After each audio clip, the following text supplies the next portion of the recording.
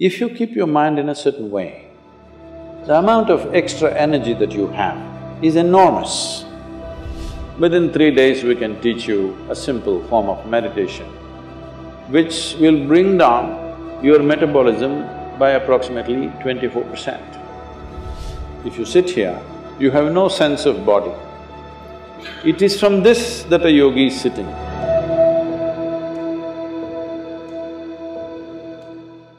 Sadhguru, we have heard many stories of people who enter into a deep state of meditation and they forego basic human necessities like thirst and hunger for several months together.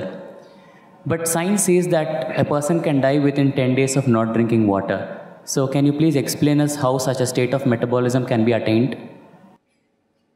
For this you will have to bend your mind a little bit, because it's not in your textbook like this.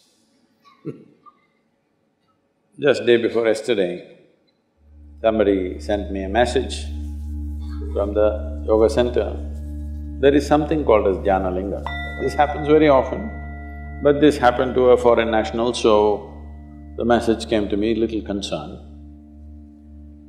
So this person went and sat in Jnana Linga at 7 o'clock in the morning, because everybody gets only a 15-minute slot to sit there because of the number of people. She sat there at 7 o'clock in the morning. She did not move till 3 p.m. How many hours is that?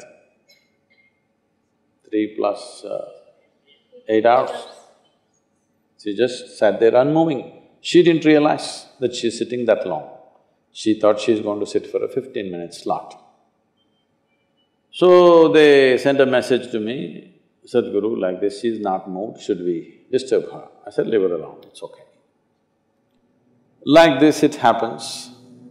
Once it happened, I sat down way back. I thought… this was new to me also at that time. I thought I'm going to… I sat there for 25–30 minutes. When I opened my eyes, a huge crowd in front of me in a village, garlands around my neck, they're all trying to pull my legs, in India, India being what it is.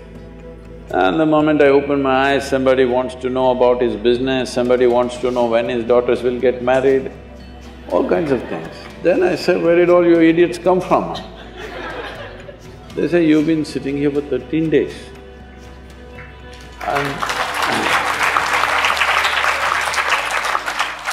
So, what happens in the system? That's what you're asking.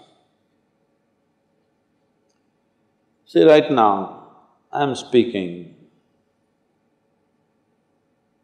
If you check my pulse, it's somewhere around 55, 58, in that region. If I simply sit quietly, it'll drop below 40. If I simply sit down and I'm doing something without interaction, talking, moving, if I simply sit, it'll drop below 40. Now this is at ease.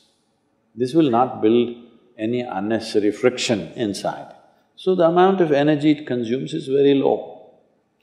All of you medical students, you know this, 20% of the energy in the body is consumed by your brain, though it is hardly a pound and a half at the most.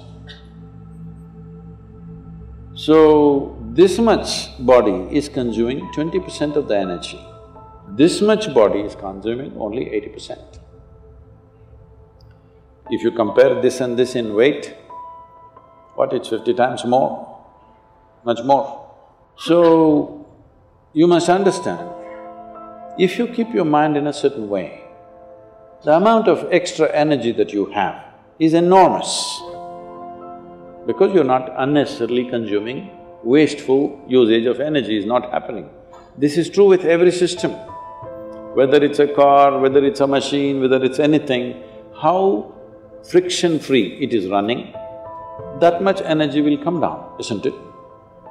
Anything that's happening with big friction will consume enormous amount of energy. So, physiologically, psychologically, energy-wise, if you bring friction-free function of your system, metabolism will drop and you will function very efficiently, because when you want to pitch it up, you have a whole range to pitch it up. When you want to lower it, it's there. Right now, the range that most people are carrying is very, very small. If you push them into activity, they will get totally tired out. If you don't, if they have nothing to do, they will freak. If you have nothing to do, you freak, isn't it? So in this condition, it'll not go down. Now, everything that you consume is higher simply because you're at a higher RPM, that's all. Within 3 days, we can teach you a simple form of meditation which will bring down your metabolism by approximately 24%. This is the highest drop that you can have in conscious states of meditativeness. If metabolism drops beyond that, you will not have any sense of body. If you sit here, you have no sense of body. It is from this that a yogi is sitting. See, if you sit down here, even if you don't have a watch, your legs, your back, your bottom, everything is keeping time, isn't it? Hello? You don't need a watch. If you sit here for 3 hours, you know you need to get up. Body knows. So, someone is sitting for hours or days because there is no sense of body. Why there is no sense of body is not only because of drop in metabolism, it is also the intensity of your energy which is not biological energy. Another dimension of energy is fully intense.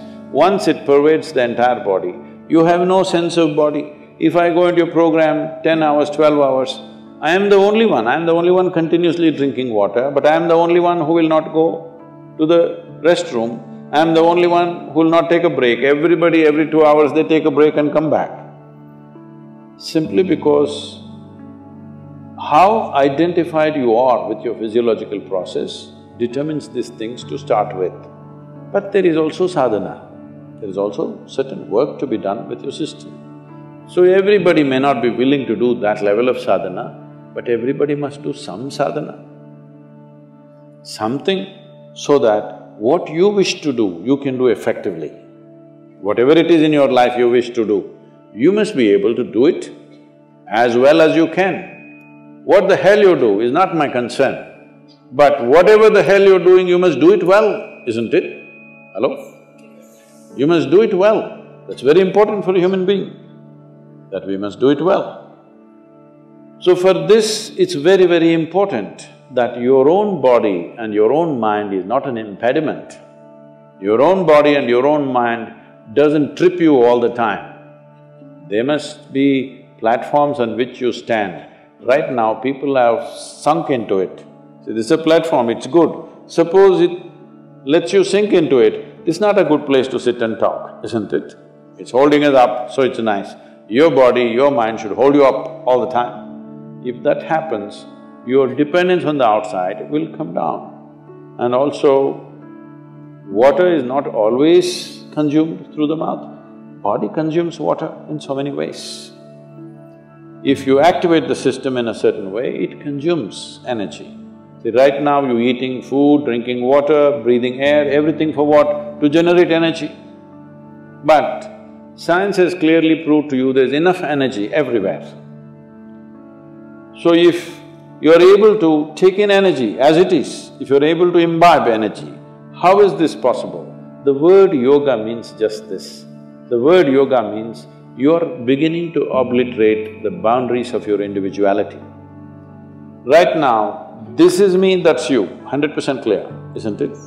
Why? Because you think this body is me, that body is you. This is a clear boundary. My body and your body has a clear boundary. My mind and your mind also largely has a boundary. Here and there we may overlap a little bit. But there is no such thing as my life and your life. Have you ever blown soap bubbles, or were you a serious boy even when you were in school? No. Did you blow soap bubbles? Let's say we sit here and blow soap bubbles. You got this big bubble, I got that big bubble. Now I say, this is my bubble, that little one is yours, this is my bubble. Poop, it went. Now I don't say this is my air, that is your air. Life is just like this. This is a living cosmos. You captured some, I captured some.